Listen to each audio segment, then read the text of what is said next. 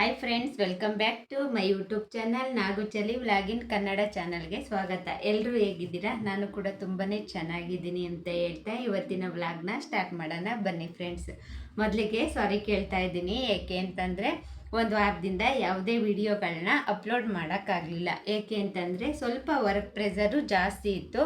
ನಾನು ನಿಮಗೆ ಮುಂಚೆನೇ ಹೇಳಿದ್ದೆ ಅಲ್ವಾ, ನಾವು ಹೋಟ್ಲು ಮಾಡೋದ್ರಿಂದ ನಾವು ಮಧ್ಯಾಹ್ನ ಒಂದು 12-1 ಗಂಟೆಗೆ ಮನೆ ಬಿಟ್ಟರೆ ಸಂಜೆ ನಾವು ಮನೆಗೆ ಬರೋದು 12ರಿಂದ 1 ಗಂಟೆ ಆದರೂ ಆಗ್ಬೋದು. ಏಕೆಂದರೆ ಸ್ವಲ್ಪ ಬ್ಯುಸಿ ಇದ್ದಂಗೆ ಆ ಥರ ವ್ಯಾಪಾರ ಆದಂಗೆಲ್ಲ ಟೈಮ್ ತಗೊಳುತ್ತೆ. ಇಲ್ಲಾಂದರೆ 11:30ಯಿಂದ 12 ಗಂಟೆಗೆ ಬರ್ತೀವಿ, ಇಲ್ಲಾಂದರೆ 12 ಗಂಟೆಯಿಂದ 12:30 1 ಗಂಟೆ ಒಳಗಡೆ ಬರ್ತೀವಿ, ಆಯಿತಾ?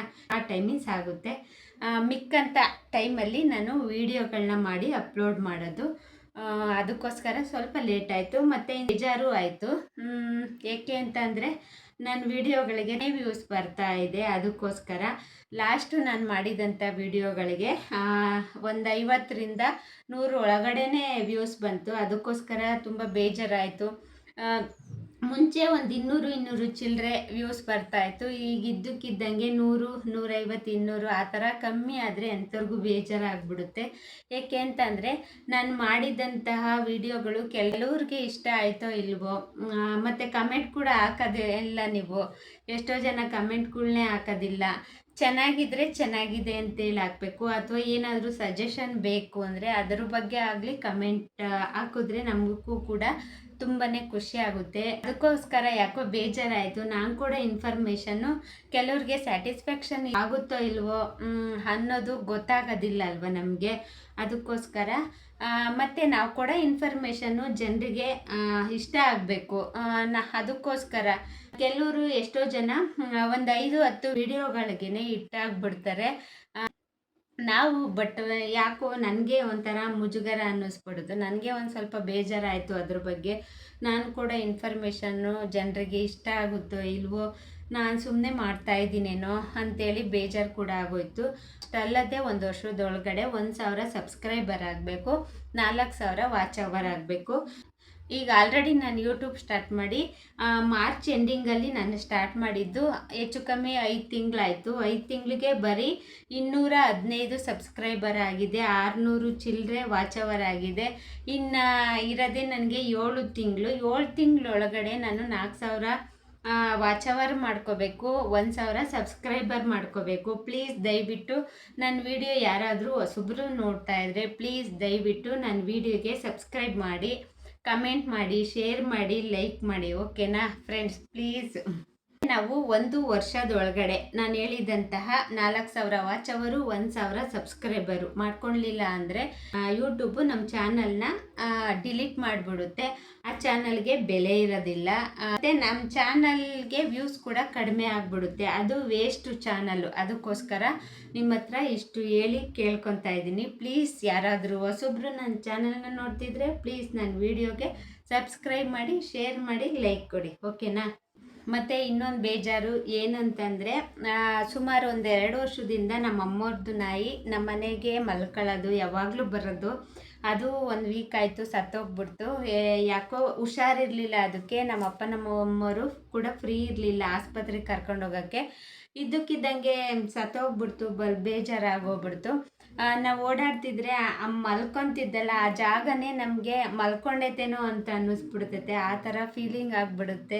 ನಾನಂತೂ ಸತ್ತೋಗಿ 1 ದಿನ 2 ದಿನಕ್ಕೆ ನನಗೆ ಗೊತ್ತಾಗಿದ್ದು, ಅದು ಹೊಲ್ದತ್ರ ಹೋಗಿ ಸತ್ತೋಗಿತ್ತು ನಾಯಿ. ಅದಕ್ಕೋಸ್ಕರ ಏನೋ ಒಂಥರ ಫೀಲು, ನಾಯಿ ಇಲ್ಲದೇ ಇದ್ದರೂ ಕೂಡ ಅಲ್ಲೇ ಮಲಗೈತೇನೋ ಅನ್ನೋ ಥರ ಫೀಲ್ ಆಗ್ತೈತೆ. ನೋವಾಯಿತು. ಸತ್ತೋಗೈತೆ ಅಂತೇಳಿ ವಿಷಯ ಗೊತ್ತಾದಾಗ ನಾನಂತೂ 1 ದಿನ ಕೂತು ಅತ್ತೆ ಬಿಟ್ಟೆ. ತುಂಬಾ ನೋವಾಯಿತು. ಪ್ರೀತಿ ಕೊಟ್ಟು ಸಾಕಿರ್ತೀವಿ, ನಾಯಿ ಇದ್ದಕ್ಕಿದ್ದೇ ಹಂಗೆ ನಮ್ಮ ಕಣ್ಮುಂದೆ ಇಲ್ಲದೆ ಹೋದಾಗ ನಮಗೆ ತುಂಬಾ ಬೇಜಾರಾಗ್ಬಿಡುತ್ತೆ. ಏನೋ ಒಂಥರ ಮನಸ್ಸಿಗೆ ನೋವಾಗ್ಬಿಡುತ್ತೆ.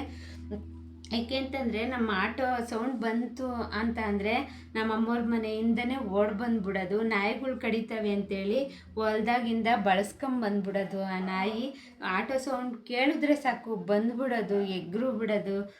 ಎಗ್ ರೈಸು ಕಬಾಬು ಬರ್ತಾಯಿದ್ವಿ ಡೈಲಿ ಅಷ್ಟೇ. ದಿನಕ್ಕೆ ನಾವೇನೇ ಅಂತಂದರೂ ಒಂದು 100-150 ಗ್ರಾಮ್ ಕಬಾಬ್ ತರ್ತಾಯಿದ್ವಿ. ಅದೇ ರೂಢಿ ಆಗಿಬಿಡ್ತು ನಾಯಿಗೆ.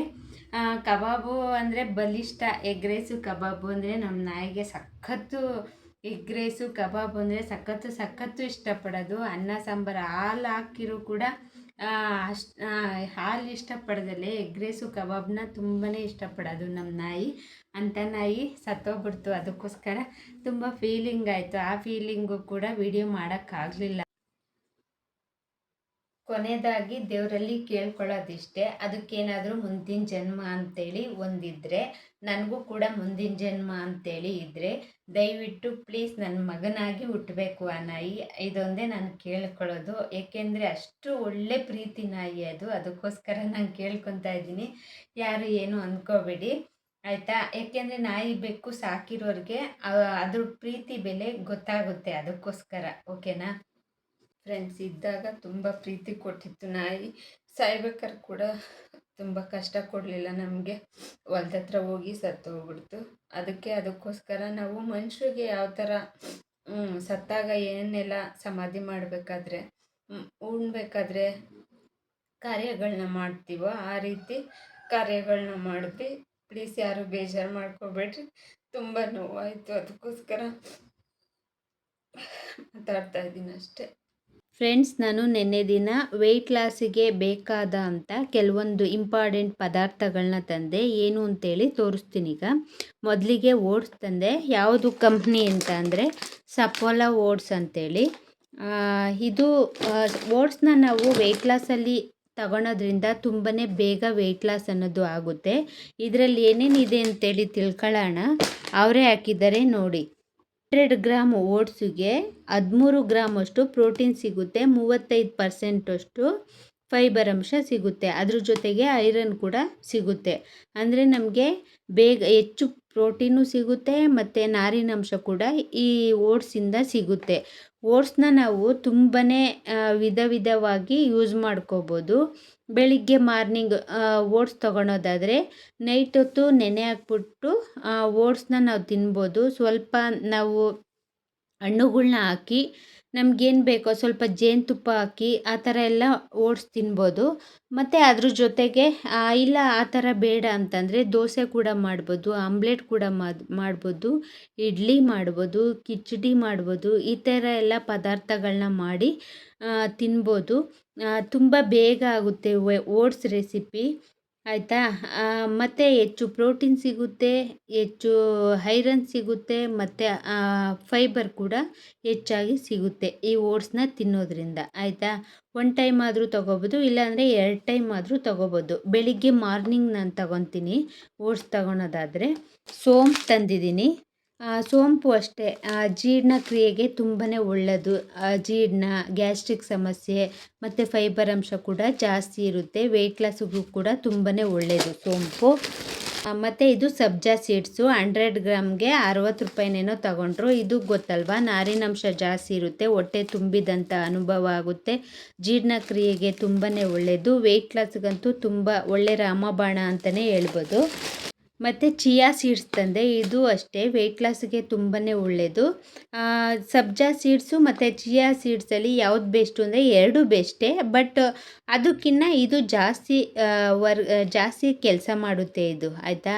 ಇದು ಅಷ್ಟೇ ನಾರಿನಂಶ ಜಾಸ್ತಿ ಇದೆ, ಮೆಟಬಾಲಿಸಮ್ ರೇಟು ಕೂಡ ಜಾಸ್ತಿ ಮಾಡುತ್ತೆ, ಹೊಟ್ಟೆ ತುಂಬಿದಂಥ ಅನುಭವ ಆಗುತ್ತೆ, ಮಲಬದ್ಧತೆ ಸಮಸ್ಯೆ ಕೂಡ ನಿವಾರಣೆ ಆಗುತ್ತೆ. ಈ ಥರ ಸಬ್ಜಾ ಸೀಡ್ಸ್ನ ನೆನೆ ಹಾಕಿ ಕುಡಿಯೋದು ಗೊತ್ತಿದೆ ಅಲ್ವಾ ನಿಮಗೆಲ್ಲರಿಗೂ. ಸಬ್ಜಾ ಸೀಡ್ಸ್ನ ನೆನೆ ಹಾಕಿ ಕುಡಿಯೋದ್ರಿಂದ ಮಲಬದ್ಧತೆ ನಿವಾರಣೆ ಆಗುತ್ತೆ, ಹೊಟ್ಟೆ ತುಂಬಿದಂಥ ಫೀಲ್ ಆಗುತ್ತೆ. ಮತ್ತು ಓಟ್ಸಲ್ಲಿ ನೆನೆ ಹಾಕ್ಕೊಂಡು ನಾವು ತಿನ್ಬೋದು ಸಬ್ಜಾ ಸೀಡ್ಸ್ನ ಓಕೆನಾ. ಕೆಲವೊಂದು ಐಟಮ್ಗಳನ್ನ ನಾವು ಏನೂ ಮಾಡೋಕ್ಕಾಗಲ್ಲ. ವೆಯ್ಟ್ ಲಾಸ್ ಮಾಡುವಾಗ ಕೆಲವೊಂದು ಐಟಮ್ಗಳನ್ನ ನಾವು ಕೊಂಡ್ಕೋಬೇಕಾಗುತ್ತೆ. ಈ ರೀತಿ ಐಟಮ್ಗಳನ್ನ ಕೊಂಡ್ಕೊಂಡು ವೆಯ್ಟ್ ಲಾಸಲ್ಲಿ ಉಪಯೋಗಿಸೋದ್ರಿಂದ ಬೇಗ ವೆಯ್ಟ್ ಲಾಸ್ ಅನ್ನೋದು ಆಗ್ಬಿಡುತ್ತೆ. ಬೆಸ್ಟು ಯಾವುವು ಅಂತೇಳಿ ಚಾಯ್ಸ್ ಮಾಡಿಕೊಂಡು ವೆಯ್ಟ್ ಲಾಸಲ್ಲಿ ಉಪಯೋಗಿಸ್ಬೇಕು ಅಷ್ಟೇ ಫ್ರೆಂಡ್ಸ್. ವಾರದಿಂದ ನಾನು ಕೂಡ ಡಯಟ್ ಅನ್ನೋದು ಫಾಲೋ ಮಾಡಲಿಲ್ಲ. ಸ್ವಲ್ಪ ಯಾಕೋ ವೆಯ್ಟ್ ಗೇನ್ ಅನಿಸ್ತು ನನಗೆ. ಅದಕ್ಕೆ ಡಯಟ್ ಫಾಲೋ ಮಾಡೋಣ ಅಂತೇಳಿ ಮಾಡ್ತಾಯಿದ್ದೀನಿ. ಬೆಳಗ್ಗಿನ ಮಾರ್ನಿಂಗ್ ವೆಯ್ಟ್ ಲಾಸ್ ಡ್ರಿಂಕು ನಾನು ಜೀರಿಗೆ ಕಷಾಯ ತಗೊತಾ ಇದ್ದೀನಿ. ಅದಕ್ಕೆ ನಿಂಬೆಹಣ್ಣ ಹಿಂಡ್ಕೊಂಡು ಕುಡಿತಾ ಇದ್ದೀನಿ ಫ್ರೆಂಡ್ಸ್. ಜೀರಿಗೆ ಕಷಾಯನ ಮಾರ್ನಿಂಗಲ್ಲಿ ಉಪಯೋಗಿಸೋದ್ರಿಂದ ಜೀರ್ಣಕ್ರಿಯೆ, ಅಜೀರ್ಣ ಮತ್ತು ಗ್ಯಾಸ್ಟ್ರಿಕ್ ಸಮಸ್ಯೆ, ಹೊಟ್ಟೆ ಉಬ್ಬರ ಸಮಸ್ಯೆ, ಈ ಥರದ್ದೆಲ್ಲ ಸಮಸ್ಯೆಗಳನ್ನ ನಿವಾರಣೆಯಾಗುತ್ತೆ. ಮತ್ತು ಮಲಬದ್ಧತೆ ಸಮಸ್ಯೆ ಕೂಡ ನಿವಾರಣೆಯಾಗೋದ್ರ ಜೊತೆಗೆ ನಮಗೆ ವೆಯ್ಟ್ ಲಾಸ್ಗೆ ತುಂಬಾ ಒಳ್ಳೆಯದಿದು. ಫ್ರೆಂಡ್ಸ್, ಇನ್ನೂ ಒಂದು 20 ಡೇಸ್ವರೆಗೂ ನಾನು ವೆಯ್ಟ್ ಲಾಸ್ ಚಾಲೆಂಜ್ ಅಂತ ಏನು ತಗೊಂಡು ವಿಡಿಯೋಗಳನ್ನ ಅಪ್ಲೋಡ್ ಮಾಡಲ್ಲ. ಬಟ್ ಡೈಲಿ ವ್ಲಾಗ್ನ ಹಾಕ್ತಾ ಇರ್ತೀನಿ. ಅಂದರೆ ನಾನು ವೆಯ್ಟ್ ಲಾಸ್ ರೆಸಿಪಿಗಳನ್ನ ಏನೇನು ತಗೊತೀನಿ, ಡ್ರಿಂಕೇ ಆಗಲಿ ಏನೇನು ತಗೊತೀನಿ ವಿಡಿಯೋ ಮಾಡಿ ಹಾಕ್ತೀನಿ. ಬಟ್ ಏನು ಗೊತ್ತಾ, ಅವಾಗವಾಗ ನನಗೆ ಫ್ರೀ ಆಗೋದಿಲ್ಲ. ಅದಕ್ಕೋಸ್ಕರ ಚಾಲೆಂಜ್ನ ತಗೊಂಡು ವಿಡಿಯೋನ ಅಪ್ಲೋಡ್ ಮಾಡೋದಿಲ್ಲ. 20 ಡೇಸ್ ಆದಮೇಲೆ 21 ಡೇಸ್ ವೆಯ್ಟ್ ಲಾಸ್ ಚಾಲೆಂಜ್ ತೊಗೊಂಡು ನಿಮಗೆ ವಿಡಿಯೋ ಅಪ್ಲೋಡ್ ಮಾಡ್ತೀನಿ. ಅದರಲ್ಲಿ ನನಗೆ ಎಷ್ಟು ವೆಯ್ಟ್ ಲಾಸ್ ಆಗಿದೆ ಅಂತಲೂ ನಿಮಗೆ ತಿಳಿಸ್ತೀನಿ. ನಾನು ಈ ಡ್ರಿಂಕ್ನ ನಾನೊಬ್ಳಿಗೆ ಅಂತೇಳಿ ನಾನು ಮಾಡ್ಕೊಂಡಿದ್ದೆ. ಬಟ್ ನಮ್ಮ ಮನೆಯವರು ಕೂಡ ಜಾಯ್ನ್ ಆದರು. ನಾನು ಕುಡಿತೀನಿ ಅಂತೇಳಿ ಕೇಳಿದ್ದಕ್ಕೆ ನಾನು 2 ಗ್ಲಾಸಿಗೆ ಹಾಕಿ ನಾನು ನಮ್ಮ ಮನೆಯವರು ಕುಡಿತಾ ಇದ್ದೀವಿ. ನಾನು ಈ ಓಟ್ಸ್ನ ನೈಟೇ ನೆನೆ ಹಾಕಿ ಮಾಡಿದ್ದೆ. ಇದೆಲ್ಲ ನಾನು ತೊಗೊಂಡಿದ್ದು, ಇದಕ್ಕಿಂತ ಸ್ವಲ್ಪ ಜಾಸ್ತಿ ಇತ್ತು ಕ್ವಾಂಟಿಟಿ. ನಾನು ತಗೋಬೇಕಾದ್ರೆ ನಮ್ಮ ಮನೆಯವರು ಕೇಳಿದ್ರು. ನಾನು ತಿಂದಾದ್ಮೇಲೆ ಇನ್ನು ಸ್ವಲ್ಪ ಕ್ವಾಂಟಿಟಿ ಇತ್ತಲ್ಲ, ಅದನ್ನು ನಮ್ಮ ಮನೆಯವ್ರಿಗೆ ಕೊಟ್ಟಿದ್ದೀನಿ ಅಷ್ಟೇ ಇದನ್ನು. ಓಕೆ ಫ್ರೆಂಡ್ಸ್, ನಾಳೆ ಸಿಗೋಣ. ಬಾಯ್.